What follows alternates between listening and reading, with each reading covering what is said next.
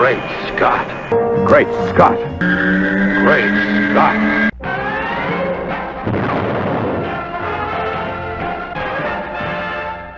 Hello, everyone, and thanks for watching another episode of Great Scott. I'm Scotty V. How's it going? Today I wanted to talk a little bit about Tyler Hoechlin, or Hoechlin.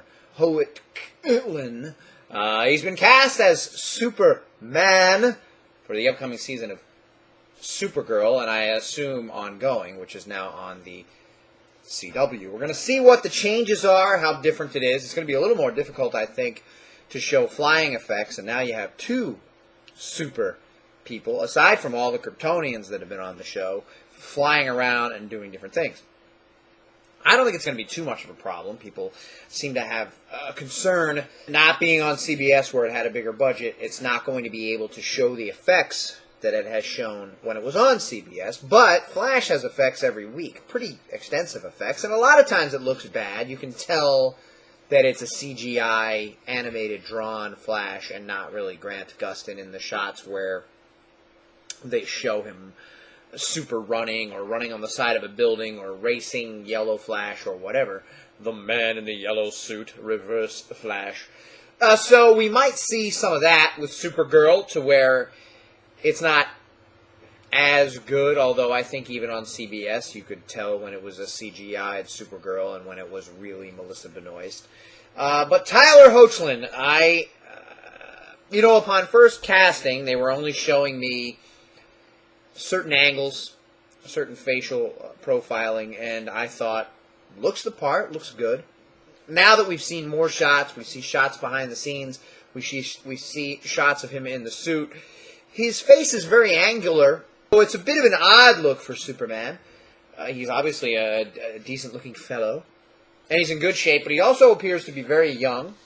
We'll have to see when they're in action, because Melissa Benoist definitely plays a very young, kind of gullible version of Supergirl very well.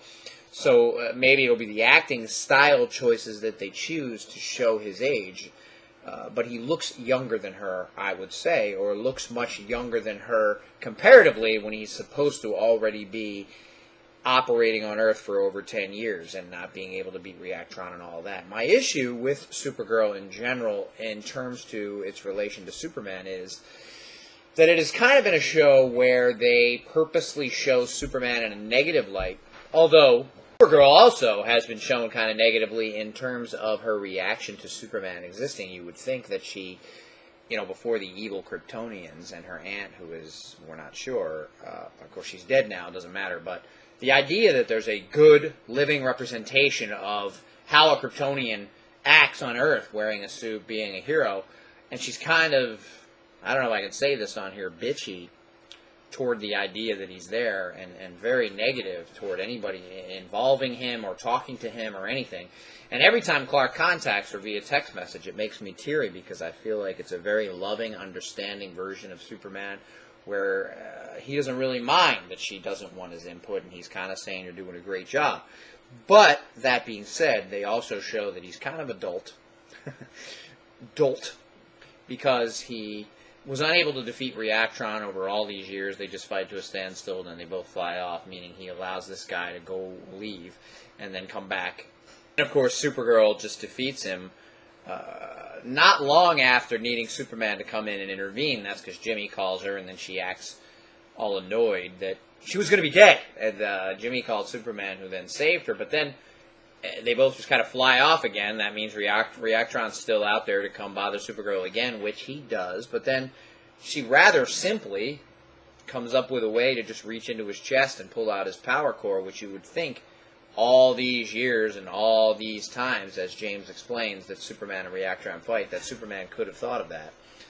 But instead just lets him fly off every time. And then you have him in a coma at the end after he is mind-controlled by the Kryptonians, because he's as human as humans are, because he grew up here, which technically Supergirl did as well. She came a little bit older, but she still spent most of her life here on Earth, or at least half of her life here on Earth anyway. They feel like they have to do that because it's a Supergirl show, and if Superman comes, it overpowers whatever villain it is, because instead of having one Supergirl, you now have two super people. So it's been kind of a bad look at Superman, in my opinion, in terms of what he's able to do or what he contributes to the story, other than the emotional part where he's Clark and he's just talking to her from far away. But even that's bad because that means that they're not associating, he's not teaching her, she's not learning from him, and they're not being a family. He's a distance away, and she doesn't want him around. So now we have Tyler Hoechlin coming on, and I believe he looks younger. And we also have the pod at the end of the first season where she opened it and was surprised by what was inside. We didn't get to see it. We will as the season goes on. And I'm guessing it wasn't meant to be this initially, or maybe it was, because it was on CBS. But now that they're going to introduce the multiverse and they're going to introduce the idea that the Flash has screwed up everything, by running around and changing, and things are going to start combining, and now we're going to have super people in the Ollieverse, the Arrowverse. They didn't know them before. You know, super who? Super what? Who are you? That kind of thing. It was a great episode when Flash crossed over with Supergirl. But it was made very clear that there are no super people, Superman, Supergirl, in the Arrowverse, which is where Flash is. So now they're going to be a part of that universe, or they're going to be somewhere else, where they're going to be able to cross over. We've seen that they're going to have crossovers. We've seen all their boots in one photo together, so we kind of know they're together and they're filming something. My thinking is that whether it was planned or not initially, the person in the pod is going to be Tyler Hoechlin's Superman, and that Superman is different than the Superman we have seen so far on Supergirl, who now is in an alternate version of the universe.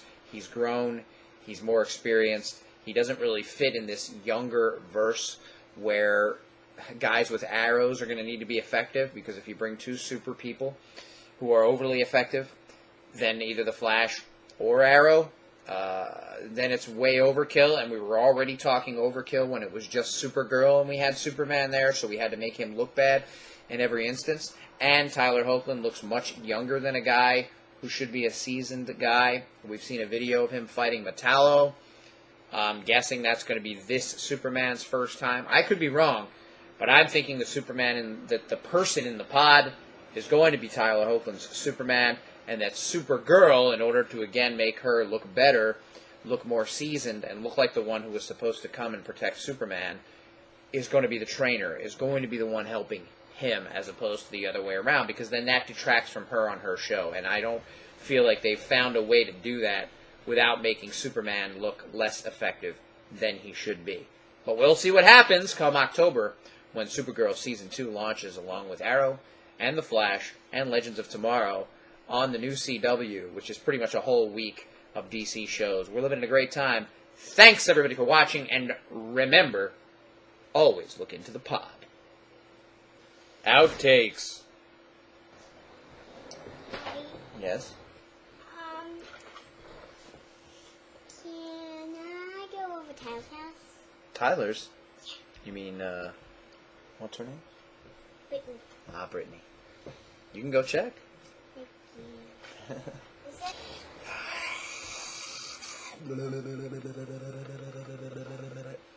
Having the only living